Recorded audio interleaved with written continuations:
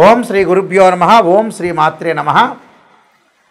November నెలలో ద్వాదశ రాశుల యొక్క ఫలితాలు ఏ విధంగా ఉన్నాయో తెలుసుకుందాం. ప్రధానంగా ఇవన్నీ కూడా గోచారీత్యా చెప్పబడే ఫలితాలు అంటారు. జన్మ జాతకానికి సంబంధించిన ఫలితాలు కావు. గోచారం అనేది కూడా ప్రధానంగా చూసుకోవాలి. ఒక 20% మనకి సపోర్ట్ చేసే అవకాశాలు ఎక్కువగా ఉంటాయి. కాబట్టి బర్త్ చార్ట్కి గోచారానికి చాలా లాట్ ఆఫ్ డిఫరెన్స్ ఉంటుంది. బర్త్ చార్ట్ చాలా ప్రధానమైంది, అయితే గోచారం కూడా ప్రధానమైందని చెప్పుకోవచ్చు. ఎంత కృషి చేసినా ఆవగిందంత అదృష్టం ఉండాలంటారు. అలానే వితిన్ నిమిషంలో సెకండ్లలో కూడా మన జీవితం అనేది మారిపోయే అవకాశాలు అనేవి ఖచ్చితంగా ఉంటాయి. కాబట్టి ప్రధానంగా మన గ్రహ వీక్షణం ఏ విధంగా ఉంది, గ్రహ సంచార వీక్షణం ఏ విధంగా ఉందో ఒకసారి తెలుసుకుందాం. శని మీనరాశిలో వక్రస్థితిలో ఉండటం, గురువు కర్కాటక రాశిలో అతిచారంతో నవంబర్ 12వ తారీఖున మళ్ళీ వక్రస్థితిలోకి వెళ్ళిపోయే అవకాశం అనేది ఉండటం. 12 నుంచి వక్రస్థితిలో ఉంటాడు గురువు కర్కాటక రాశిలో. రాహుకేతువులు, రాహు కుంభరాశిలోను, కేతువు సింహరాశిలో సంచారం చేయటం. బుధుడు వక్రస్థితిలో ఉంటాడు నవంబర్ 10 నుంచి మరి 23 వరకు కూడా వృశ్చిక రాశిలోను, 23 తర్వాత మళ్ళీ తులారాశిలో సంచారం చేయటం. కుజుడు వృశ్చిక రాశిలో సంచారం చేయటం, శుక్రుడు తులారాశిలో సంచారం చేయటం 25 వరకు కూడా, మళ్ళీ 26 నుంచి వృశ్చిక రాశిలోకి సంచారం చేయటం. ఇలాగా రవి ప్రధానంగా తుల నుంచి వృశ్చిక రాశిలోకి రవి కూడా సంచారం చేయటం జరుగుతుంటుంది. మరి ఈ గ్రహగమన గతులన్నీ కూడా మనం చూసుకునేటట్లయితే నవంబర్ మాసంలో ఎలాంటి ఫలితాలు జరగబోతున్నాయి, గోచారీత్యా చాలా జాగ్రత్తగా ఎలాంటి ఫలితాలు జరుగుతున్నాయో చూసి దానికి ప్రత్యేకంగా పరిహారాలు చేసుకొని ముందుకు వెళ్తే మనకి మంచి జరిగే అవకాశం ఖచ్చితంగా ఉంటుంది. మకర రాశి వాళ్ళకి నవంబర్ మాసంలో ఏ విధంగా ఉండబోతుందో ఒకసారి తెలుసుకుందాం. మకర రాశి వాళ్ళకి నవంబర్ 12 నుంచి కూడా గురువు సప్తమ స్థానంలో ఉండటం వల్ల, వక్రస్థితిలో ఉండటం వల్ల కొంత మిశ్రమైన ఫలితాలు వచ్చే అవకాశాలు ఎక్కువగా ఉంటాయి. అంటే ఆర్థిక పరంగా ఉండే లావాదేవీల విషయంలో కానీ, ట్రాన్సాక్షన్ విషయంలో కానీ కొద్దిగా అప్రమత్తంగా ఉండాలి. డబ్బులు అనేవి ఇంక్రీజ్ అయ్యే అవకాశాలు ఒకటి ఉన్నాయి. ఎందుకంటే వీళ్ళకి డబ్బులు ఇంక్రీజ్ అయ్యే అవకాశం ఏ విధంగా ఉండబోతుందో మనం చూసుకునేటట్టయితే దశమ స్థానంలో శుక్రుడి యొక్క సంచారం, అది నెలాఖరు నుంచి కొద్దిగా ఒక 25వ తారీఖు నుంచి ఫైనాన్షియల్ పరంగా డెవలప్మెంట్ ఉంటుంది. 25 వరకు కూడా కొంత పొదుపు పాటించండి. ఉన్న డబ్బును కొంత సద్వినియోగం చేసుకొని ముందుకు వెళ్ళండి. ఇక మిగతా గ్రహాల యొక్క మన ప్రభావాన్ని చూస్తే కుజుడి వల్ల పిత్రార్జితం బాగా కలిసి రావటం. అంటే మకర రాశి వాళ్ళకి చతుర్థాధిపతి అలానే లాభాధిపతి అయిన కుజుడు లాభస్థానంలో ఉండటం వల్ల ఇల్లు కన్స్ట్రక్షన్ నిర్మాణం చేయాలనుకోవటం, పొలాలు కొనుగోలు చేయటం, అగ్రికల్చర్ ల్యాండ్ కొనుగోలు చేసే అవకాశాలు బాగా ఎక్కువ ఉంటాయి. కాబట్టి డబ్బు అనేది ఇంక్రీజ్ అవుతున్నా కొంత డబ్బులు ఖర్చు పెట్టే అవకాశాలు ఎక్కువగా ఉంటాయి. అలానే కెమికల్ కంపెనీస్ పెట్టచ్చు.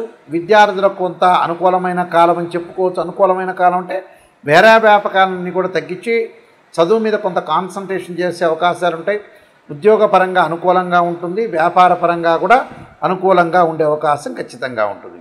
అయితే వివాహాది శుభ కార్యక్రమాలు లేట్ అయ్యే అవకాశాలు ఎక్కువగా ఉంటాయి.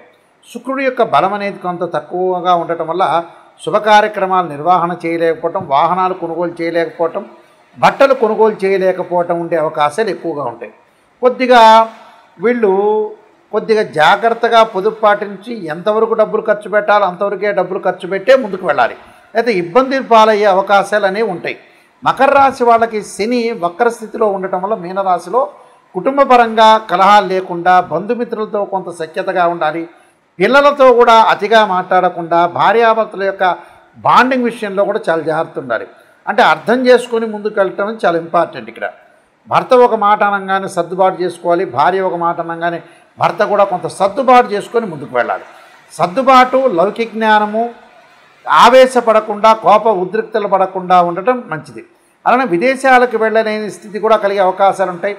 తొందరగా కొంత పనులలో సర్వత్రా విజయం లభిస్తున్నా విదేశాల విషయంలో, కుటుంబంలో విషయంలో కొంత శ్రద్ధ పెట్టి ముందుకు వెళ్ళాలి. ఫైనాన్షియల్ పరంగా ఖర్చు పెట్టడంలో కూడా కొంత జాగ్రత్తగా ముందుకు వెళ్ళాలి.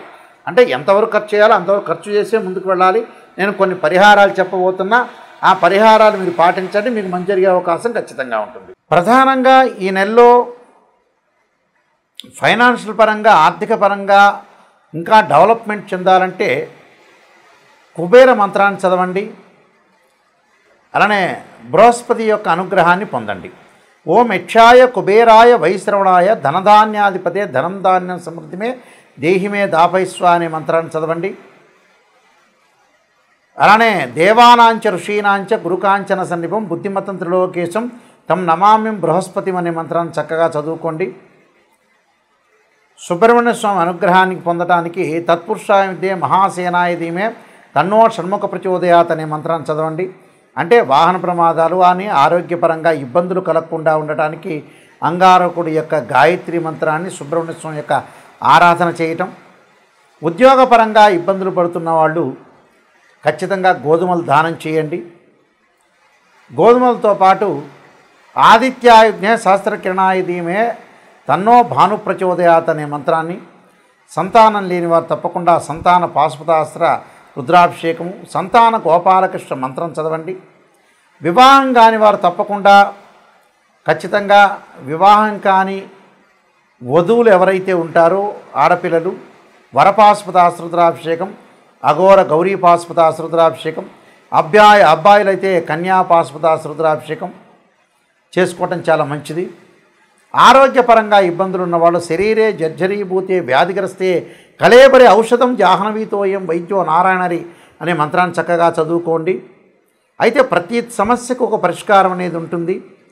మీరు నా నెంబర్కి మీరు ఫోన్ చేయొచ్చు, విషయాలన్నీ కూడా తెలుసుకోవచ్చు.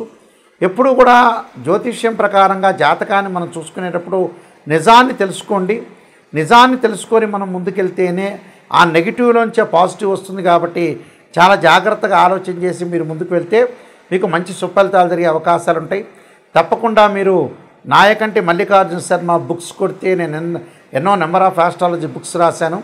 కాలసర్పయోగము, కాలసర్పయోగ చంద్రిక, రాహుకేతులు, ఛాయాగ్రహాలు, అలానే స్వప్నశాస్త్ర ఫలదీపిక, పుత్రగణపతి వ్రతము, జాతక చంద్రిక, వివాహ మార్తాండము, అలానే బృహత్ పరిహార సింధు, సర్వదేవతా గోత్రపురులు, ప్రొడక్షన్ ఆఫ్ ఆస్ట్రాలజీ, అలానే నెంబర్ ఆఫ్ ఆస్ట్రాలజీ బుక్స్ రాశాను. ఆ బుక్స్ కూడా మీరు చదువుకోవచ్చు. తప్పకుండా మోహన్ పబ్లికేషన్ వాళ్ళ దగ్గర దొరుకుతాయి. మా దగ్గర కూడా ఈ పుస్తకాలన్నీ కూడా లభించే అవకాశం అనేది ఒకటి ఉంటుంది.